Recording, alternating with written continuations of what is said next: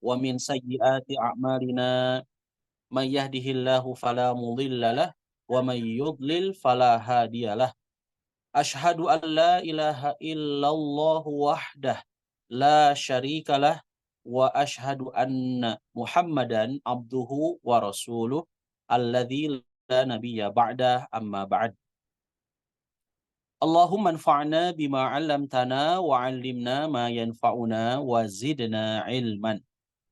Yang kami hormati guru-guru kami tercinta Al-Mukarram Kiai Haji Deden Imam Ghazali, yang kami hormati Al-Ustadz Sunardi, yang kami hormati para guru-guru yang lainnya termasuk Al-Ustadz Khalid, yang kami hormati Pak Haji Supriyadi beserta keluarga, Pak Haji Ardi beserta keluarga, juga yang kami hormati dan muliakan para jamaah rahimakumullah. Alhamdulillah, puji sejati serta puja sempurna hanya milik Allah Rabbul Izzati, Allahu Rabbul Alamin, Allahu Azza wa Jalla. Dialah Allah yang selalu senantiasa memberikan, memperkenankan, serta menganugerahkan kepada kita semua karunia demi karunia, kenikmatan demi kenikmatan. Sehingga alhamdulillah biidznillah di kesempatan yang berbahagia ini kita bisa kembali mengikuti kajian rutin meskipun secara online, secara Zoom, tetapi tentu insya Allah tidak mengurangi semangat kita dalam menuntut ilmu. Mudah-mudahan Allah ridho perjumpaan pertemuan ini dan semoga Allah berikan pahala terbaiknya untuk kita semua. Dan hadirnya kita di majelis ini semoga menjadi penggugur dosa dari kesalahan-kesalahan yang kita lakukan. Amin ya rabbal alamin. Sahabat, Bapak Ibu jamaah rahimakumullah yang Allah Subhanahu wa taala muliakan. Sebagaimana kita ketahui, Imam Abu Dawud adalah salah seorang imam ahli hadis. Beliau masyhur, beliau terkenal dengan sebutan Imam Tujuh ya, di antara Imam Tujuh, di antara 7 imam ahli hadis, ada Imam Ahmad, ada Imam Bukhari, ada Imam Muslim, ada Imam Abu Dawud dan lain sebagainya. Imam Abu Dawud lahir di Basrah pada tahun 202 Hijriah. Beliau meninggal pada tahun 275 Hijriah. Imam Abu Dawud menghabiskan hidupnya untuk mencatat, mengumpulkan hadis-hadis dari Rasulullah SAW. Kemudian beliau menelitinya, mana yang sahih, mana yang dhaif. Beliau berkata, sebagaimana perkataan ungkapan dari Imam Abu Dawud, katabtu an Rasulillah sallallahu alaihi wasallam khamsami'ati alfi hadis. Aku telah mencatatkan hadis-hadis dari Rasulullah Shallallahu Alaihi Wasallam sebanyak 500.000 hadis, dan aku menelitinya menjadi 4.800 hadis, lantas terkumpul dalam Sunan Abu Dawud. Dari 500.000 hadis ini, Imam Abu Dawud menelitinya, lantas mengumpulkannya, dan terkumpullah 4.800 hadis dalam kitab Sunan Abu Dawud. Dari 4.800 hadis itu, sahabatku yang Allah Subhanahu wa taala muliakan, kata Imam Abu Dawud, yakfi lil muslimi lidinihi arba'atu ahadits. Cukuplah bagi seorang muslim bekal agamanya, bekal kehidupannya dengan 4 hadis saja. Jadi 4 prinsip hidup sebagai seorang muslim, amalkan keempat hadis ini. Kurang lebih seperti itulah yang dipaparkan oleh Imam Abu Dawud. Cukup bagi seorang muslim untuk bekal keagamaannya dengan 4 hadis ini saja. Apa saja 4 bekal keagamaan, apa saja 4 prinsip hidup seorang muslim? Yang pertama, kata Imam Abu Dawud, hadis yang mengatur hubungan diri kita dengan Allah Subhanahu wa taala. Yang kedua, hadis yang berhubungan dengan kewajiban seseorang dengan dirinya sendiri. Yang ketiga, hadis yang mengatur hubungan seseorang dengan orang lain. Dan yang keempat, kata Imam Abu Dawud, ada hadis yang mengatur hubungan seseorang dengan usahanya sehari-hari. Sahib, sahabat yang Allah Subhanahu wa taala muliakan, kalau kita rinci dalam hal kaitan hubungan diri kita dengan Allah Subhanahu wa taala, Imam Abu Dawud memilih hadis untuk dijadikan pedoman, yaitu hadis innamal a'malu binniyat wa innama likulli imri'in ma nawa. Sesungguhnya setiap amal itu atau nilai setiap amal itu tergantung kepada niat. Wa innama likulli imri'in ma nawa, dan sesungguhnya bagi setiap orang itu tergantung apa yang ia niatkan. Pentingnya di sini untuk kita meluruskan niat dalam segala aktivitas kita. Ibadah sholat kita, ibadah haji umroh kita, saum yang kita laksanakan, kegiatan ibadah apapun, maka sama-sama kita luruskan niat. Lillahi ta'ala, semata-mata karena Allah subhanahu wa ta'ala. Jadi mari kita landasi semua aktivitas itu. Tentu bukan hanya sholatnya saja, bukan hanya saumnya saja yang lillahi ta'ala, bukan hanya haji dan umrohnya saja yang lillahi ta'ala, tetapi seluruh kegiatan sehari-hari kita mesti diniatkan karena Allah Ta'ala. Bekerjanya, bertaninya, kuliahnya, kemudian minum, pakaiannya, berpakaiannya, makannya, semua diniatkan lillahi ta'ala agar kita mendapatkan hasil yang terbaik tentu di hadapan Allah Subhanahu wa ta'ala. Karena Bapak Ibu jamaah rahimakumullah Subhanahu wa ta'ala, muliakan, tidak setiap pemberian terhadap orang akan bernilai sedekah. Ini tergantung kepada motifnya. Ketika seseorang ingin memberikan bantuan kepada orang lain yang sedang menghadapi, yang sedang mengalami kesusahan hidup, kesulitan hidup, lantas dia bantu, Masya Allah. Maka itu yang kemudian kita kenal dengan sedekah. Dan Rasulullah Shallallahu Alaihi Wasallam dalam hadis riwayat Muslim menegaskan, menekankan, man nafasa an muslimin kurbatan min qurabi dunya nafasallahu kurbatan min kurabi yaumil qiyamah. Barang siapa yang memberikan kelapangan terhadap seorang muslim yang sedang menghadapi kesulitan hidupnya, nafasallahu anhu kurbatan min kurabi yaumil qiyamah, maka Allah pasti akan memberikan kelapangan dari kesulitan ataupun dari sulitnya kelak pada hari kiamat.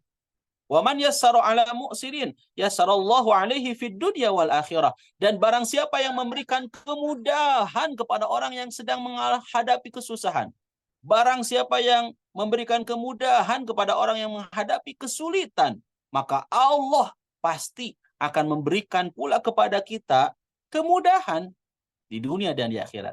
Jadi kalau kita senang memberikan bantuan kepada orang, senang melapangkan, senang memberikan bantuan, sehingga orang yang awalnya sulit, orang yang awalnya lagi susah-susahnya, Masya Allah, tabarakallah, biidnillah tentunya ya, dengan izin Allah kita bantu dia, lantas dia mendapatkan kemudahan dari bantuan kita, maka Allah pasti akan memberikan kemudahan juga kepada kita di dunia dan di akhirat. Masya Allah, tabarakallah rahman. Waman satara musliman, dan kata Rasulullah Shallallahu Alaihi Wasallam, barang siapa yang menutupi aib seorang muslim, satarahullahu fid dunya wal akhirah, maka Allah akan menutupi aibnya di dunia dan di akhirat. Masya Allah, tabarakallah. Sahabat jamaah yang Allah Subhanahu wa taala muliakan, namanya manusia kadang ada kesalahan, kekhilafan, mungkin dari kata-kata, dari sikap, dari apapun lah, mungkin perbuatannya. Lantas kita maafkan, kita kemudian memberikan kepadanya kesempatan dari kesalahan tersebut dengan cara memaafkan tadi ya. Dan kita tutupi aibnya. Maka kalau kita menutupi aib seorang muslim, aib saudara kita, maka Allah pasti akan tutupi aib kita di dunia dan di akhirat. Dan pesan Rasulullah Shallallahu Alaihi Wasallam, tuba liman syagalahu aibuhu an uyubin nas. Sungguh beruntung orang yang menutupi, sungguh beruntung orang yang sibuk dengan aibnya sendiri dibandingkan dengan sibuk dengan aib orang lain. Jadi jamaah yang Allah Subhanahu wa taala muliakan, mari kita sibukkan diri kita dengan introspeksi, muhasabah, evaluasi, aib-aib kesalahan, dosa apa yang selama ini saya lakukan di penghujung tahun ini, ya sudah saatnya kita untuk bermuhasabah. Tentu muhasabah bukan hanya akhir tahun, muhasabah dilakukan setiap saat ya, setiap bulan, setiap pekan, setiap hari ya, setiap jam, setiap menit, setiap detik kita mesti lakukan muhasabah, evaluasi. Jangan-jangan selama ini kita ibadah haji, ibadah umroh, ya mungkin berkali-kali, tetapi tidak ada sama sekali nilai pahala di sisi Allah. Satu, karena tidak lillahi ta'ala. Kedua, karena mungkin sikap kita yang tidak terkontrol. Ya tadi ya, membuka aib orang lain. Hati-hati, tidak boleh kemudian hati kita terkotori dengan senang membuka aib orang lain, gosip, apalah, gibah, fitnah dan sebagainya. Naudzubillah. Maka balik lagi kepada pesan Nabi Shallallahu Alaihi Wasallam. Barang siapa yang menutupi aib saudaranya, maka Allah akan tutupi aib kita di dunia dan di akhirat. Wallahu fi aunil abdi maka al abdu fi auni akhi. Allah itu akan menolong hambanya selama hambanya juga senang, suka menolong saudaranya. Bapak Ibu jamaah rahimakumullah, balik lagi kepada lillahi ta'ala ya. Jadi kalau kita ngebantu orang, apalagi yang sedang kesusahan, kesulitan, kita bantu lillahi ta'ala. Nggak ada maksud tujuan untuk pencitraan, untuk ingin di like, di share, di komen, di subscribe. Nggak. Saya semata-mata Ustadz memberikan bantuan ini karena Allah. Ya. Nah kalau karena Allah maka Masya Allah, tabarakallah, pemberian itu adalah sedekah. Ya, bernilai, tentu bernilai mulia di hadapan Allah Subhanahu wa taala. Ketika seseorang memberikan pemberian kepada sahabatnya, temannya, atau siapapun lah kerabatnya, maka pemberian itu disebut dengan hadiah. Dan memberikan hadiah kepada saudara-saudara kita, atau mungkin kepada keluarga kita ya. Ibu ngasih hadiah kepada suami, ya suami ngasih hadiah. Surprise ayah, ini buat mama, Masya Allah ya. Orang tua ngasih hadiah ke anak, anak pun demikian.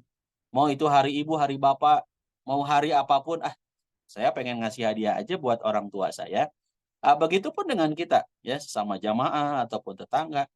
Ketika kita senang ngasih hadiah, Masya Allah, Tabarakar Rahman, maka kita akan menjadi orang yang saling mencintai.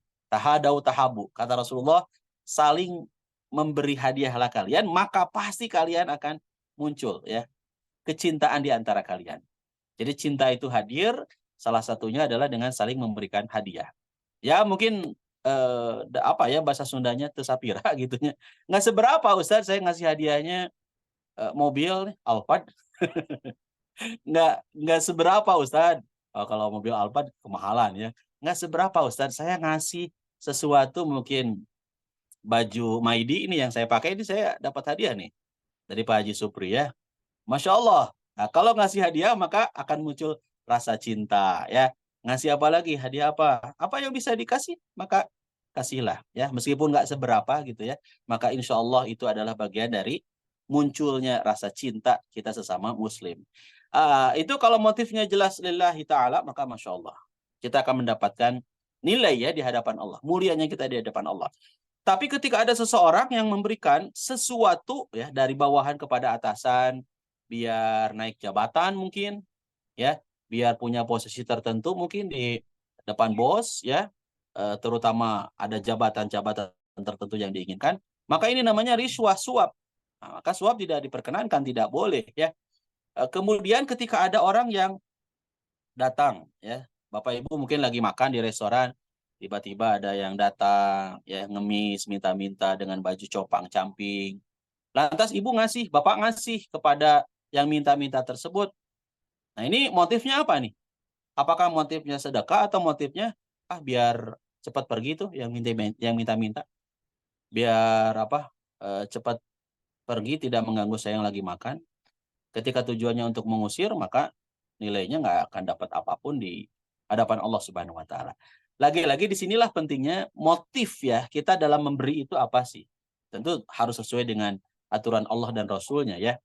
Maka Bapak Ibu jamaah rahimakumullah yang Allah Subhanahu wa taala muliakan, semua nilainya tergantung kepada niat ya. Apakah lillahi taala, apakah karena Allah atau ternyata ri'a anas, ingin dilihat disanjung oleh manusia. Kalau ingin dilihat disanjung, diapresiasi, dipuji oleh manusia dari setiap pemberian yang kita berikan, dari setiap kebaikan yang kita lakukan, ya mungkin kita dapat dapat balasan, tapi balasannya hanya di dunia. Balasannya mungkin dari teman-teman kita saja, dari orang saja. Apa balasannya? Pujian, sanjungan, gitu kan. Tapi kelak di akhirat kita nggak dapat apa-apa. Kenapa demikian? Karena kan niat dan tujuan motifnya bukan karena Allah. Tapi niat tujuannya karena seseorang atau karena orang lain.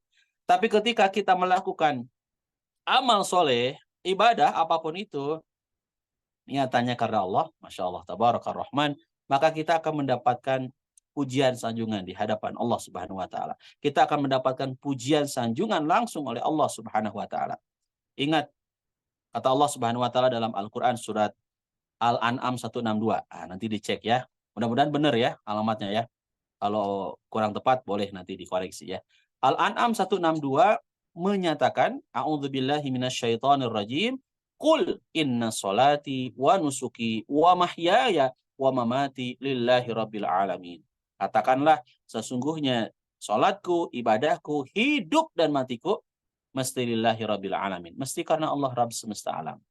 Bapak Ibu jamaah rahimakumullah yang Allah Subhanahu wa taala muliakan, agar kegiatan kita bernilai dan bermakna ibadah, maka jadikanlah moto hidup kita itu hayatuna kulluha ibadah. Hidup kita ini adalah untuk beribadah.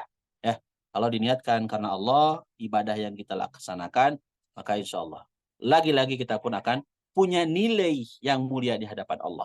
Yang kedua, Imam Abu Daud memaparkan kepada kita sebagai pedoman ya. Pedoman hidup kita sebagai seorang muslim yang kedua adalah hubungan kita ya.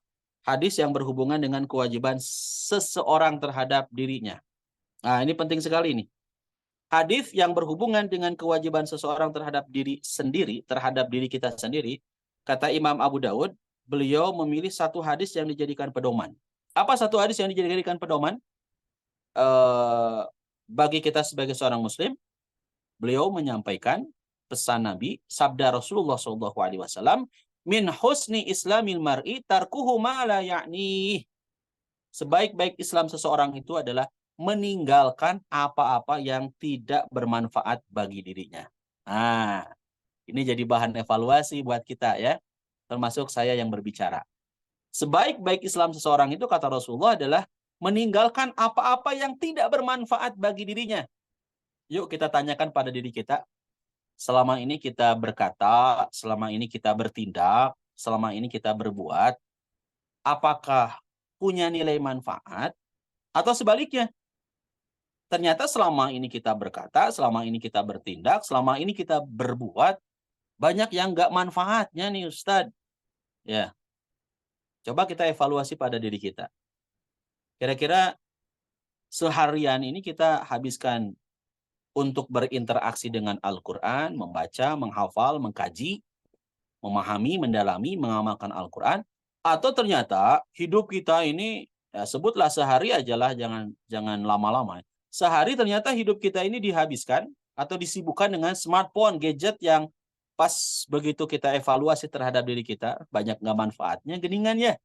Scroll-scroll media sosial, kemudian mungkin nonton, ya bukan tidak boleh nonton ya, bukan dilarang nonton. Silakan kalau nontonnya jadi manfaat buat kita, jadi menambah keimanan kita, jadi menambah kecintaan kita kepada Allah dan Rasulnya, silakan nonton. Apalagi tontonan-tontonan yang bermanfaat gitu ya, kajian atau film-film yang membuat kita juga bukan hanya iman, takwa kita menjadi naik, keilmuan, khazanah kita pun jadi makin hari makin bagus. Silakan. Tapi kalau ternyata tontonan-tontonan itu setelah saya evaluasi, Ustadz, banyak yang nggak manfaatnya ya. Orang kalau boleh jujur pada diri orang masing-masing, pada diri kita masing-masing, saat kita buka Al-Quran, saat kita buka mushaf Al-Quran, paling kuat, paling lama berapa jam sih? Jangan jam mungkin ya, menit mungkin ya. Ada yang pas buka mushaf Al-Quran sampai 30 menit? Oh ada, Alhamdulillah ya. Jamaah yang hadir di sini. Jamaah yang hadir di sini mah kayaknya 30 jam ya sehari. Masya Allah ya. Sehari 24 jam, ini jadi 30 jam. Di mana ini dalilnya jadi 30 jam? Jamaah yang hadir di sini ya Bapak Ibu dari Mabruk mau, Masya Allah. Kelihatan ini wajah-wajah yang soleh dan soleha ya. Lebih senang dengan Quran, lebih senang akrab berinteraksi dengan Quran. Kayaknya sehari mungkin 2 jam gitu ya bersama dengan Quran. Masya Allah. Kalau saya, mungkin pas buka Quran itu paling lama mungkin 15 menit ya. Tapi kalau pas buka handphone, apalagi ada berita-berita, apalagi ada sesuatu yang sangat kita sukai, kayaknya sejam tuh kurang ya, Bapak Ibu. Coba kita tanya ke diri kita aja lah, jangan tunjuk itu ini ya. Jangan tunjuk siapa-siapa ya. Kita lebih senang rebahan, kemudian buka handphone, main handphone, smartphone, atau ternyata pas rebahan teh Ustadz, saya mah seneng baca buku, baca-baca buku aja gitu kan. Setelah baca Al-Qur'annya, baca buku pas lagi rebahan ini. Nggak full rebahan dalam arti jadi bermalas-malasan. Lagi-lagi, balik lagi kepada hadis Rasulullah SAW, min husni islamil mar'i tarkuhu ma la ya'ni. Sebaik-baik Islam seseorang itu adalah meninggalkan apa-apa yang tidak bermanfaat bagi dirinya. Yang tahu jawabannya diri kita ya. Yuk, kita jadikan bahan evaluasi aja. Mana yang manfaat, mana yang tidak. Kalau manfaat lanjut, kalau enggak ya udah. Ya, bentar lagi ini kita memasuki penghujung tahun. Kira-kira kalau kita tanyakan nih, akhir tahun, kadang ada sebagian orang mungkin yang begadang semalam suntuk. Kita tanya pada diri kita, manfaat atau tidak? Begadang tuh, mungkin kumpul sama teman-teman. Ya kalau kumpul sama teman-temannya ada nilai dakwah, ada nilai manfaat, alhamdulillah ya. Tapi kalau kumpulan kita sampai begadang, sampai larut malam, mungkin bukan lagi sampai larut malam, sampai subuh, lantas tidur-tidur jam 3, jam setengah 4, sholat subuhnya kebablasan. Ya, jangankan sholat tahajud, sholat subuhnya aja jam 9 pagi. Kenapa? Karena semalam malam tahun baru ini saya ABCD ya, sama teman-teman, sama kawan-kawan. Bukan dilarang untuk kumpulnya ya, silakan berkumpul. Kita bersilaturahim, apalagi niat tujuannya juga silaturahim. Kalau kumpulannya ada manfaat, ada nilai, alhamdulillah ya. Tapi kalau mohon maaf kumpulannya juga jadi gibahin orang, jadi fitnahin orang, jadi membuka aib orang, ya sebaiknya udah kita nggak ikut kumpul-kumpulan. Dan kita kan nggak mau hari ini jadi lebih buruk dari hari kemarin. Kita nggak mau tahun ini jadi lebih buruk dari tahun kemarin. Tentu kita pengennya adalah tahun ini harus lebih baik dari tahun yang kemarin. Apa salah satu di antara perubahan perbaikan diri kita agar tahun ini, hari ini lebih baik dari hari kemarin? Ya sholat subuh pas awal tahunnya jangan kesiangan. Kan ini miris ya. Begadang semalam suntuk sampai subuh, sampai dini hari. Tapi pas begitu masuk 1 Januari, pas masuk awal tahun, ternyata subuhnya kebablasan. Mudah-mudahan ini jadi pengingat ya. Sekali lagi, bukan hanya untuk jamaah Bapak Ibu semua, tapi jadi pengingat buat saya pribadi yang berbicara. Ya, insya Allah kita sama-sama menjadi muslim yang saling mengingatkan ya. Baik, berikutnya Bapak Ibu rahimakumullah yang Allah Subhanahu wa taala muliakan. Eh, yang ketiga berarti ya, hadis yang ketiga, hadis yang mengatur hubungan seseorang dengan yang lain. Kita semua tentu menyadari kita kan manusia ya, manusia yang bersosial, makhluk sosial, membutuhkan bantuan satu sama lain. Orang makin kaya, makin butuh bantuan orang lain, setuju ya? Orang makin tinggi jabatan itu justru makin perlu bantuan orang lain. Buktinya kan butuh suara dan sebagainya. Maka ketika kita menyadari bahwasanya kita ini makhluk sosial, jadilah kita pribadi-pribadi yang peduli terhadap orang lain. Rasulullah SAW berpesan, la yu'minu ahadukum hatta yuhibba li akhihi ma yuhibbu li nafsi. Tidak sempurna iman seseorang sehingga ataupun sampai dapat mencintai saudaranya seperti dia mencintai dirinya sendiri. Kira-kira kalau kita tanyakan pada diri kita, apakah selama ini kita sudah menjadi orang yang mencintai saudara kita atau belum? Atau kita hidupnya apa individual ya, jadi bahasa Sundanya mungkin sabodo teuing ya. Mau orang lain susah, mau orang lain kesulitan, mau orang lain kemudian pengangguran, mau orang lain kesulitan, ya itu orang lain. Yang penting saya dan keluarga saya tidak seperti yang dialami orang lain. Ini ciri mukmin yang tidak sejati. Ya, karena kesempurnaan iman itu ya harus dibuktikan dengan mencintai saudara kita dong. Sebagaimana kita cintakan terhadap diri kita.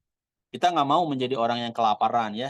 Kita nggak mau menjadi orang yang serba kekurangan. Maka saat kita diberikan oleh Allah Subhanahu wa taala kelebihan, entah itu harta, entah itu ilmu, maka jadilah kita menjadi pribadi yang senang berbagi. Ya. Kan kita cinta. Kita cinta kan terhadap diri kita. Maka bagaimana caranya agar orang orang lain pun bisa merasakan kenikmatan yang saat ini kita nikmati, kita hadapi.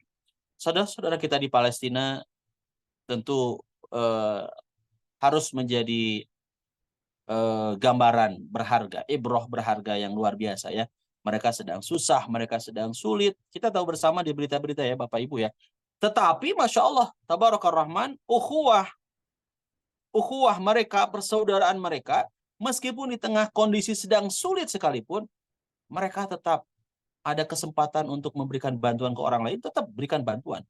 Meskipun mungkin tidak berupa harta ya.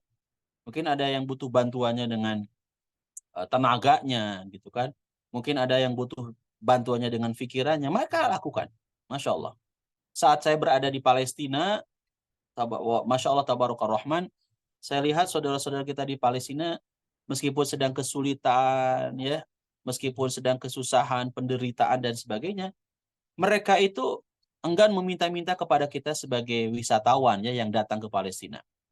Nah ini saya rasakan saat saya berada di Hebron ya, di kawasan Masjid Ibrahimi, di mana di sana ada dikenal juga dengan Masjid Al-Khalil ya, ada kuburan Nabi Ibrahim. Kuburan ya, bukan makom. Kalau makom Nabi Ibrahim itu di Makkah, di kawasan Ka'bah ya, makom Nabi Ibrahim. Ya, tempat berpijaknya kaki Nabi Ibrahim. Nah, kalau kuburannya, di mana kuburan Nabi Ibrahim dan keluarganya? Itu adanya di Hebron, di Masjid Al-Khalil atau Masjid Ibrahimi, di Palestina. Saat saya berada di kawasan Hebron, ya, kemudian saat kita hendak pulang, selesai kita berziarah, apa yang terjadi? Ada saudara-saudara kita, anak-anak, juga orang tua, yang asli Palestina, asli orang Hebron, asli orang Palestina, masuk ke bis itu, ke jamaah itu bukan meminta-minta, Pak, tolong saya apa, bantu saya apa, saya saya kekurangan, saya kesulitan, belum makan, Pak. Enggak. Tapi mereka itu melakukan sesuatu yang begitu mulia. Apa? Di tengah kondisi mereka kita tahu bersama ya, lagi butuh ya, lagi perlu juga untuk makan sehari-hari ya, kebutuhan sehari-hari. Mereka menjual ini apa? Aksesoris, gelang Palestina gitu ya. Ya aksesoris lah yang berkaitan dengan Palestina. Mereka jual. Dan Masya Allah, Tabarakar Rahman, para jamaah tentu sangat terharu ya melihat kondisi mereka, harga diri mereka masih tetap terjaga, tidak meminta-minta, tapi mereka lebih baik dagang aja, jualan aja. Dan tahu tidak, ketika niatannya karena Allah dan mereka tujuannya juga ingin berniaga ya, ingin jualan, banyak jamaah yang memberikan lebih dari harga yang dijualnya. Bapak Ibu jamaah rahimakumullah, yuk jadilah kita pribadi-pribadi yang peduli, mencintai saudara kita sebagaimana kita mencintai diri kita sendiri. Terakhir, ini hadis yang berkaitan dengan hubungan kita terhadap usaha kita sehari-hari. Imam Abu Daud, beliau memaparkan sebuah hadis yang kaitan dengan kehalalan dan keharaman ya. Kata Imam Abu Daud, beliau memilih satu hadis untuk dijadikan pedoman dalam kaitan dengan usaha itu adalah innal halala bayyinun wal harama bayyinun. Sesungguhnya yang halal itu jelas dan yang haram juga jelas. Wa bainahuma mushtabihat. Di antara keduanya, di antara yang halal dan yang haram itu ada syubhat. Syubhat itu enggak jelas halal dan haramnya ya. Tidak jelas halal atau haramnya. Maka pesan Rasulullah SAW apa? La ya'lamuhunna katsirun minan nas. Kebanyakan manusia enggak tahu. Pamanit taqwas syubhat, maka barang siapa yang ternyata dia menjaga dirinya dari perkara syubhat, faqadis tabro ali dinihi wa irdihi, maka sungguh dia telah menjaga agama dan kehormatan. Masya Allah. Jadi kita diperintahkan oleh Rasulullah SAW untuk mencari harta yang halal, usaha yang halal. Ya, ya kalau usaha kita halal, dikeluarkan di jalan yang halal, alhamdulillah senang bahagia ya. Dan di antara kunci kebahagiaan itu adalah manakala kita berikhtiar, berusaha mencari sesuap nasinya dengan jalan yang halal ya, agar anak-anak kita, istri kita juga bisa meraih keberkahan dari kehalalan tersebut. Insya Allah Bapak Ibu jamaah rahimakumullah, mudah-mudahan kita semua menjadi hamba-hamba Allah yang berupaya terus untuk eh, menjalankan, mengamalkan keempat hadis, empat pedoman, empat prinsip hidup kita sebagai seorang muslim, sebagaimana yang disampaikan oleh Imam Abu Dawud. Barangkali untuk pemaparan tema kajian di kesempatan kali ini, empat prinsip hidup seorang muslim, itu yang bisa dipaparkan, disampaikan. Insya Allah nanti kita akan buka tanya jawab seperti biasanya dari Kang Adin ya. Terima kasih. Alhamdulillahirobbilalamin. Terima kasih Ustadz atas pemaparannya yang sangat jelas. Semoga menambah keberkahan pada pagi hari ini. Memasuki pukul 8 lebih 45 menit, kita buka sesi tanya jawab. Sudah ada pertanyaan masuk di kolom chat, Ustadz. Izin Oh ya, silakan. membacakan. Assalamualaikum Ustadz. Apa tips supaya kita bisa Waalaikumsalam. berkomitmen memperbaiki diri? Karena kadang sudah ada niat memperbaiki diri, tapi lalai dalam eksekusinya, Ustadz. Hatur nuhun, mangga. Baik. Pertanyaannya bagus, bagus sekali ya. Bagus banget, Masya Allah. Jadi kunci yang pertama adalah kita memohon kepada Allah, petunjuk dari Allah ya. Jadi jangan lupa ikhtiar yang pertamanya ini adalah meminta kepada Allah. Karena kan Allah yang membolak-balikan hati ya. Allah yang membolak-balikan hati. Maka setiap hari kita biasa meminta, bermohon, bermunajat kepada Allah sebagaimana yang selalu diminta sama Rasulullah. Rasulullah itu senang dengan doa ini nih. Ya muqallibal qulub, tsabit qalbi ala dinik. Ya Allah yang membolak-balikan hati, tetapkan hatiku berada di atas agamamu. Ya muqallibal qulub, tsabit qalbi ala ta'atik. Wahai Allah yang membolak-balikan hati, tetapkan hati ini untuk senantiasa berada dalam ketaatanmu. Jadi kita minta ke Allah agar Allah menguatkan kita, agar Allah kemudian memberikan kekuatan, keistiqomahan untuk kita berada di jalan Allah. Yang kedua adalah tentu bi'ah solihahnya harus diperhatikan. Bi'ah solihah itu lingkungan yang soleh. Ya, lingkungan yang soleh pengaruh sekali. Ar-rajulu ala dini khalilihi falyandur ahadukum man yukhaliluhu. Jadi seseorang ini kan tergantung kepada agama temannya nih, agama kawannya ya. Dengan siapa kita berkawan itu akan menjadi pengaruh kita jadi baik ataupun tidaknya. Maka ketika Bapak Ibu berupaya ingin saya atau anak saya gitu ya, berada di jalan kebenaran, berada di jalan hak, maka dua di antara sekian banyak tentu ya yang bisa kita ikhtiarkan. Pertama, ingat tawakal dulu kepada Allah, kita memohon dulu kepada Allah, meminta dulu kepada Allah, berdoa, bermunajat kepada Allah agar dikuatkan, diistiqomahkan. Yang kedua, jangan lupa bi'ah solihah. Lingkungannya juga harus soleh. Jadi kalau lingkungan kitanya nggak soleh, lingkungan yang masih lama gitu barangkali yang membuat kita jauh dari Allah dan Rasulnya ya, itu harus kita hindari. Ya mungkin banyak argumen ya, entah mungkin kita dikatain sombong lah, memutus silaturahmi lah dan sebagainya. Ya itu perkataan orang-orang ya. Tapi tetap kita justru bukan memutus silaturahim, justru kita adalah menyambung silaturahim dengan tidak ikut serta bergaul dengan mereka. Bukan berarti tidak mau kenal ya. Kalau sekedar kenal, say hi, sapa ya tidak ada persoalan. Dan kalau seandainya kita sudah bisa mampu untuk apa menjadikan diri kita tetap berada di jalan Allah, kita pun berusaha untuk bisa memberikan warna kepada teman kita, kepada saudara kita ya alhamdulillah. Wallahu a'lam bishawab. Oke, terima kasih Ustadz atas jawabannya. Selanjutnya ada lagi pertanyaan dari Ibu Karmala. Izin membacakan. Ya, Baik, saya ingin bertanya Ustadz. Di sini yang saya tangkap bahwasanya Ustadz menyatakan apabila kita niat baik karena Allah dalam melaksanakan kebaikan, insya Allah akan bernilai di depan Allah Subhanahu wa Ta'ala. Pertanyaan saya Ustadz, bagaimana kalau semisalnya saya melarang melakukan hal-hal kemaksiatan kepada sesama hamba Allah, akan tetapi kita yang melakukannya, karena yang saya ketahui ayat kuburota kaburobatan ina laha ya takulu matafa'alun. Allah tidak menyukai orang-orang yang melarang tapi melakukannya. Jadi bagaimana dengan ayat tersebut Ustaz? baik. Terima kasih Ibu, Masya Allah. Ini pertanyaan dari Ibu, dari siapapun yang bertanya. Mengingatkan juga kepada saya, kepada para da'i ya, para ustadz, para ulama. Ya juga ya sebetulnya ya untuk umum juga ya. Jangan sampai kita pandai berkata-kata, mengingatkan orang, pandai menyuruh orang untuk melakukan amar ma'ruf nahi munkar, tapi ternyata kita sebaliknya. Kita melakukan mungkar dan kita menjauhi yang ma'ruf. Ah, ini yang bahaya. Jadi jangan sampai kita senang ngelarang orang lain. Kamu jangan berbuat ini, berbuat itu. Kamu tuh harus sholat. Sholat rawatibnya kerjakan dong kalau kita pengen menjadi hamba-hamba pilihan Allah. Ya sunnah, hidupkan sunnahnya. Saum sunnahnya, saum Dawudnya, dan sebagainya.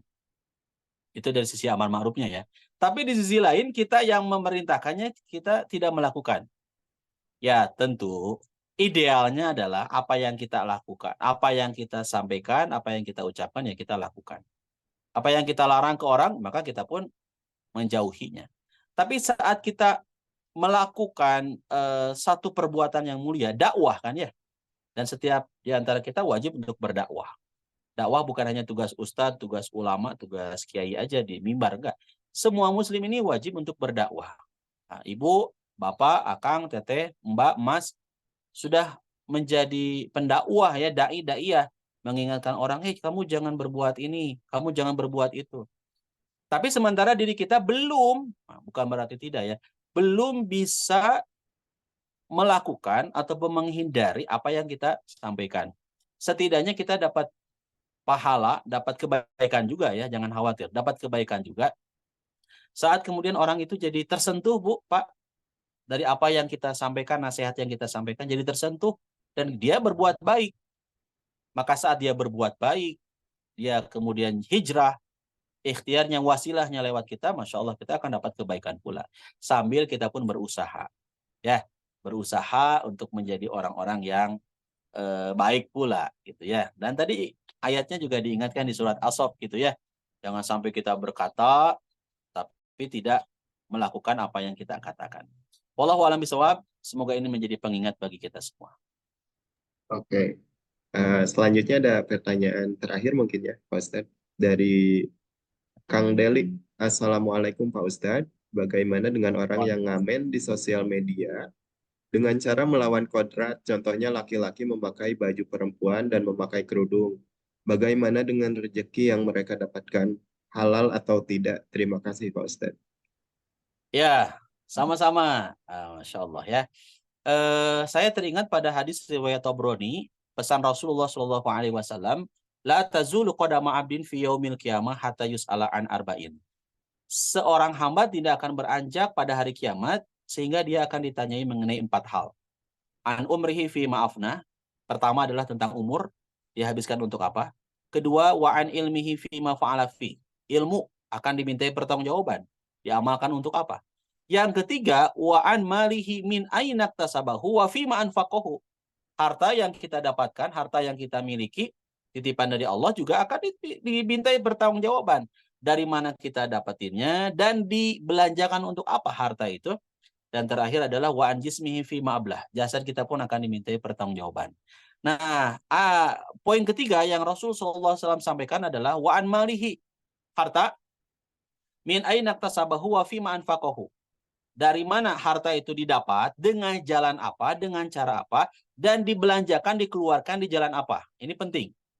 Saat seseorang ngamen kah, atau mungkin bikin konten kah, kan sekarang banyak ya di TikTok juga ya, bikin konten-konten. Kalau dulu apa, mandi lumpur ya, kemudian juga mungkin kontennya adalah seorang laki-laki pakai baju perempuan, kemudian seorang perempuan jadi seperti laki-laki, dan lain sebagainya. Tentu ini kalau kita sebagai seorang muslim yang pengen ada kehati-hatian ya, maka jadilah kita menjadi orang yang pengen bener aja. Saat orang jelas kodratnya adalah sebagai laki-laki, ditakdirkan menjadi laki-laki. Gimana tuh Ustaz? Jadi pas di konten itu atau mungkin pas ngamen itu punten ya, dengan tidak mengurangi rasa hormat, kita orang itu berpakaian seperti wanita, bahkan bersikap seperti wanita. Ya jelas ini tidak diperkenankan. Ya, tidak diperkenankan. Maka sebaiknya adalah kita berusaha untuk punya penghasilan, punya sesuatu yang ngamen ataupun yang di TikTok dan sebagainya kan nanti dari penghasilannya itu akan diberikan juga ya, entah itu kepada orang tuanya, entah itu kepada anak istrinya. Maka dapatkanlah dari hasil yang memang baik gitu. Ya, kan kita nggak boleh ya menyerupai laki-laki, nggak boleh kan menyerupai wanita, wanita nggak boleh menyerupai laki-laki meskipun itu hanya sekedar konten. Kan ini konten doang Ustadz, hanya sekedar konten. Kita kadang lupa ya dampak dari konten itu kepada yang nonton kan berbahaya juga ya, apalagi anak-anak ya. Maka jawabannya balik lagi sebaiknya adalah tinggalkan perkara-perkara tersebut. Masih banyak kok cara-cara yang memang yang halal ya. Itu kan jadi jelas ya, kalau yang halal tuh jadi jelasnya gimana? Ah, saya mau konten biasa aja, mau ngamen dengan pakaian ya biasa sebagai laki-laki. Toh Allah tidak akan kemudian membatasi rezeki kita ya. Orang menjadi laki-laki menjadi seperti perempuan dari apa? Dari busana dan sebagainya dengan orang yang tetap pada kodratnya dan tidak mau kemudian memakai pakaian busana seperti perempuan padahal dia laki-laki. Toh yang namanya rezeki itu sudah ditakdirkan sama Allah ya, sudah ada takdirnya. Tinggal kita berusaha berikhtiar, mau jalan ikhtiar mendapatkan rezekinya dari jalan yang halal, yang kemudian yang jelas, tidak menyimpang dan tidak menyalahi aturan syariat, atau sebaliknya ada orang yang dapat rezekinya dari jalan yang melanggar aturan syariat. Maka kita sebagai seorang muslim yang punya dan tahu aturan syariat Allah Subhanahu wa taala, sebaiknya adalah meninggalkan perkara-perkara yang tadi ya syubhat. Kalau ini udah jelas ya, bukan lagi syubhat ya, pakai pakaian wanita pada laki-laki ya sebaiknya tinggalkanlah senormalnya aja lah. Kan orang juga akan melihat dari kita ya, tentu penampilan juga penting, tapi dari sisi konten isi dari mungkin tadi yang amen ya, dari lagunya, kalau misalkan itu bagus, suaranya bagus, liriknya, nadanya, Masya Allah. Itu bisa jadi sentuhan buat orang untuk memberikan. Dan banyak ya saudara-saudara kita yang, mohon maaf punten ya, saya punya teman tunanetra, kondisinya juga jelas ya, tunanetra tidak bisa melihat. Tapi Masya Allah punya suara yang bagus. Saat dia ngamen, banyak orang yang tersentuh. Pakaian penampilannya biasa.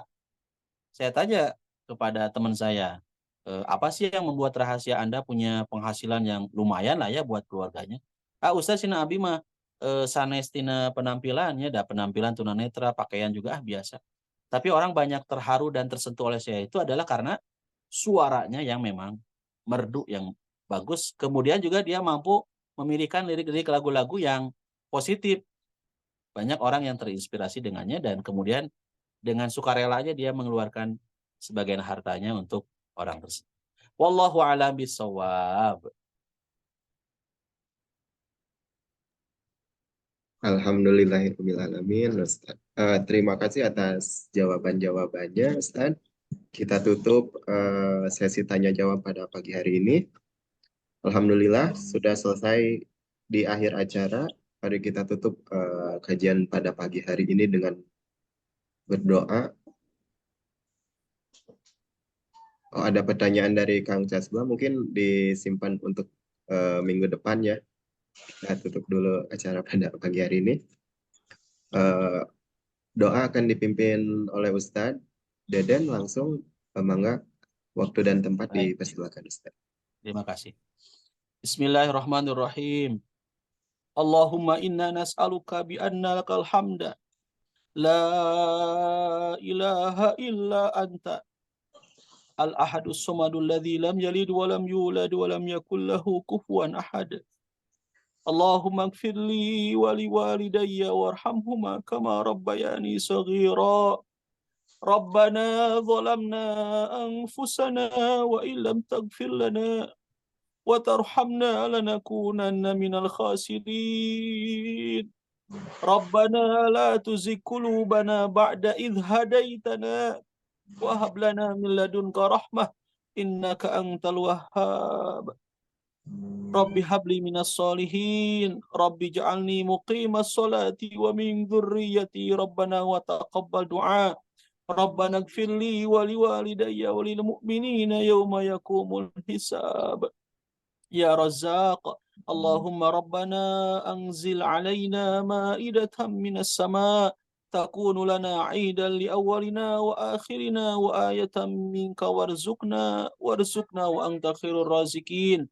Ya Syafi, Allahumma Rabban nas adhibil ba'sa ishfi anta syafi la shifaa illa shifauka shifaan la yugadiru saqama. Imsahil ba'sa Rabban nas biadika shifa لا كاشف له إلا أنت نسأل الله العظيم ورب العرش العظيم أن يشفيهم إنا لله وإنا إليه راجعون اللهم اغفر له وارحمه وعافه واعف عنه وأكرم نزله ووسع مدخله واغسله بالماء والثلج والبرد ونقيه من الخطايا كما ينقى الثوب الأبيض من الدنس وأبدله دارا خيرا من داره وأهلا خيرا من أهله وزوجا خيرا من زوجه وأدخله الجنة وأعذه من عذاب القبر ومن عذاب النار اللهم اغفر للمؤمنين والمؤمنات والمسلمين والمسلمات الأحياء منهم والأموات إنك سميع قريب مجيب الدعوات ربنا آتنا في الدنيا حسنة وفي الآخرة حسنة وقنا عذاب النار آمين يا الله يا رب العالمين سبحانك اللهم وبحمدك أشهد أن لا إله إلا أنت أستغفرك وأتوب إليك. Mohon maaf lahir batin. Wassalamualaikum warahmatullahi wabarakatuh. Waalaikumsalam. Waalaikumsalam warahmatullahi wabarakatuh. Atur nuhun Ustaz atas semua ilmu yang diberikan pada pagi hari ini. Semoga menjadi keberkahan untuk kita semua. Amin. Mengawali, mengakhiri tahun ini dengan keberkahan dan mengawali awal tahun nanti dengan hasil muhasabah kita masing-masing. Bapak Ibu jamaah rahimakumullah, izinkan saya memberikan sedikit informasi keberangkatan Mabruk Tour. Alhamdulillah kami Mabruk Tour ada program keberangkatan paling dekat pada bulan Februari nanti. Untuk Bapak Ibu jamaah yang sudah pernah ikut bersama Mabruk Tour dan punya rencana keberangkatan lagi untuk umroh, silakan Bapak Ibu bisa menghubungi CSO yang dulu mungkin Bapak Ibu pernah berkomunikasi ya, atau boleh juga dibuka di website resmi kami di mabruktour.co.id. Silakan Bapak Ibu. Ya. Mari kita tutup kajian pada pagi hari ini. Subhanakallahumma wa bihamdika astaghfiruka wa atubu ilaik. Assalamualaikum warahmatullahi wabarakatuh. Waalaikumsalam warahmatullahi wabarakatuh. Ustaz. Lan, Pak Yogi, damang Pak Yogi. Marekon kemana wae? Alhamdulillah. Alhamdulillah. Wilujeng. Ustaz diantos ka Sumarekon. Insyaallah, Pak Yogi. Salam baktos ka sadaya. Amin. Ya. Mangga hatur nuhun. Nuhun. Widi pamit abdi. Pamit Mangga. semuanya. Assalamualaikum.